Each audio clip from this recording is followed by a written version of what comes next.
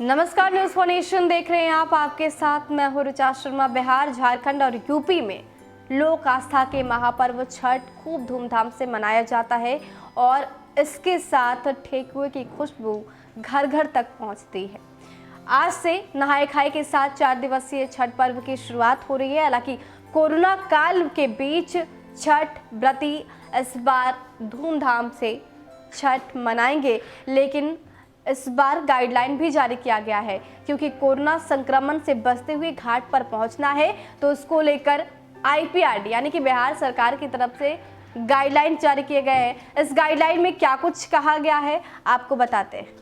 तो IPRD की तरफ से ये गाइडलाइन जारी किया गया है। सबसे पहला जो पॉइंट है उसमें है कि नदी घाटों पर अत्यधिक भीड़ की संभावना के मद्देनजर कोविड संक्रमण के खतरा को देखते हुए पटना शहरी क्षेत्र के गंगा नदी घाटों पर छठ पर्व आयोजन की सामान्यतः मनाही रहेगी और यह श्रेयस्कर होगा कि सभी छठ व्रती यथासंभव अपने घर पर ही पूजा करें, जिनके लिए प्रशासन के द्वारा गंगा जल पहुंचाने सहित अन्य आवश्यक सहायता दी जाएगी।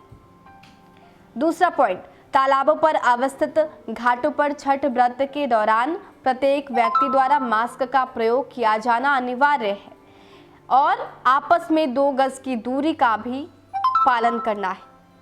छठ पर्व के दौरान बुखार से ग्रस्त व्यक्ति, 60 साल के ऊपर के व्यक्ति, 10 साल से कम उम्र के बच्चे और अन्य गंभीर बीमारियों से ग्रस्त व्यक्तियों को सलाह दी जाती है कि वो छठ घाट ना जाए।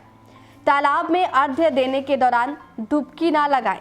पटना शहरी क्षेत्र अंतर्गत गंगा नदी के घाटों पर छठ पर्व के आयोजन के अवसर पर अत्यधिक भीड़ की स्थिति और कोविड संक्रमण के खतरे को देखते हुए नदी घाटों की ओर छठ पर्व आयोजन के उद्देश्य से आने वाले निजी वाहनों का आवागमन नहाय खाए के दिन से अशोक राजपथ पर आरा गोलंबर, दानापुर से दीदारगंज चेक पोस्ट और अशोक राजपथ पर आने वाले लिंक पथों पर नहीं होगा। छठ पर्व के अवसर पर मेला, जागरण, सांस्कृतिक कार्यक्रम का आयोजन वर्जित रहेगा। कोरोना संक्रमण के दौरान भीड़ भाड़ की स्थिति उत्पन्न नहीं हो। सभी नागरिकों से अपील की जाती है कि उपरोक्त निर्देशों के अनुपालन हेतु जिला प्रशासन का आवश्यक सहयोग करें तथा यथासंभव अपने घर पर ही पूजा करें।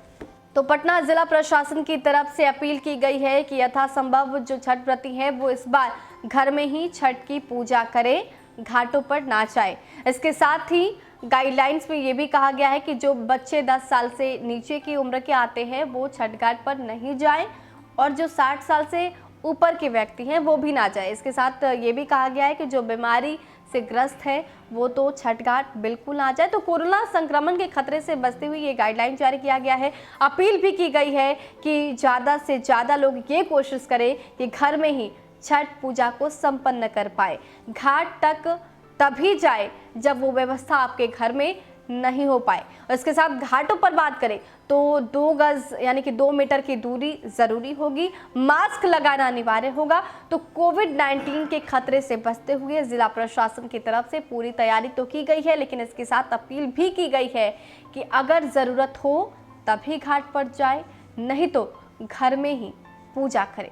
फिलहाल के लिए इतना ही। बने रहे हमारे साथ और देखते रहे न्यूज़ फॉर नेशन। नमस्कार।